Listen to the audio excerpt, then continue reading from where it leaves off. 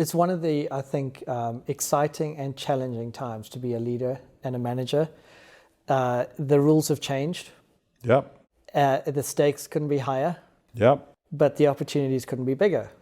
I saw an interesting study recently, and it made me think about sort of what I'm seeing so much of with organizations today. And it was a study that was done at Cornell, and it was along the social science sort of kind of study. But they took two groups of people, and Cornell out in Ithaca, it's fairly hilly and whatever else, and they got these group of people to climb this mountain or this hill, whatever it was. And one group, they just said, you know, it's going to be great when you get to the top. You're going to see great views. You're going to feel great. It's going to be, it's good for you. And you know, they extolled the virtues of the fairly hectic climb that they were going to go on.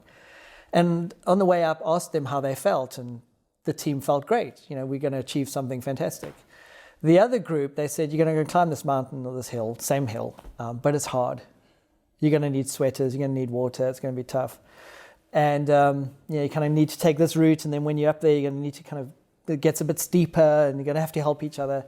They basically told them what it was going to feel like, and asked them how they felt. And the group had a very different reaction. It was like, oh God, really? You want us to go and climb the mountain? And I think it talks a lot to this idea of sort of the outcome rather than the strategy. You know, you lead with a 100-page deck, or even a 20-page deck. And people feel the burden of what that's going to feel like, as opposed to the ultimate aspiration and the ultimate outcome. And it's really tragic when you see one of these decks, and if you study it enough, you can find some aspirational ideas in there, but they're lost completely among the detail of a lot of which is irrelevant and is overwhelming. Yes. And so it comes and goes. It has little impact on behavior. Yes. And it certainly doesn't provide the kind of positive emotional experience that can create energy and a thriving orientation. Yes, yes. Yeah.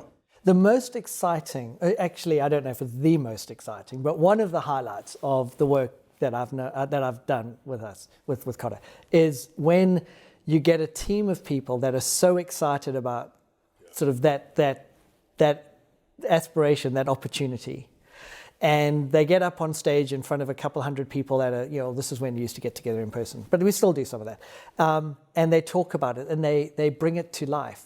And I've never seen a group of leaders get excited about a 20-page, 40-page strategy document, because so much of what we do is emotion, and so much of it is bringing energy to work and bringing energy to life in a way that, frankly, that fuels so much of people's contributions, I think. No question.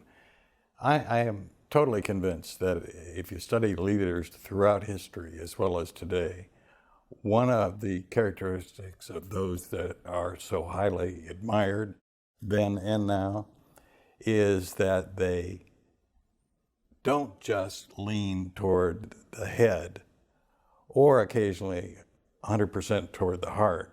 They use both. Yes.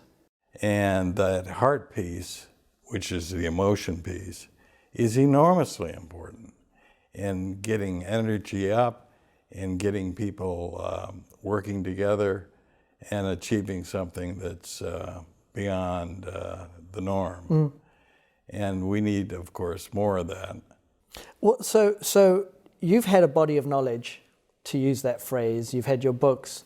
The two most sold Harvard Business Review articles of all time are yours. You have two on that list, I should say, to cite the statistic accurately. The only author to have two on that list. So you've had this body of knowledge for some time. Now you're taking an exciting step about putting it into the world in a different way. Why now, as opposed to waiting or sooner? It has to do with what I call the Zoomification of the world. The COVID years, by and large, have produced a lot of hardship and pain for people. It occurred to me at some point, and others, not just me, that one of the opportunities, not problems, that was coming out of the COVID years was the fact that the world was now wired for and getting comfortable with virtual meetings, virtual learning, virtual lots of stuff. And it's the learning one that's the important one. The average kind of knowledge level on the topics that I've been studying for years now and what is needed today is wide enough that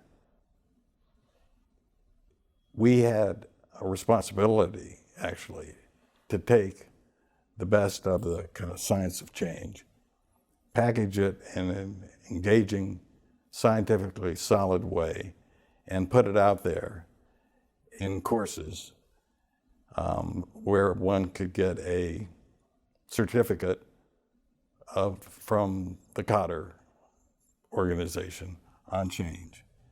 And my dream is that this will equip hundreds of thousands and ultimately millions of people to better do their jobs, to better cope with a chaotic world, to produce higher performing organizations that'll help the economy and the government. And we've been working on that now for the last year and a half. And we are going to have it available soon in a form that I think doesn't even close to exist today. And that makes me just so proud of the people that have been doing this, that we really are offering not just random thoughts, but solid-based research, very practical, very doable, and something that will be available to large numbers of people everywhere. This could be a service that could affect enough organizations to actually affect economies, which is just mind-bogglingly exciting.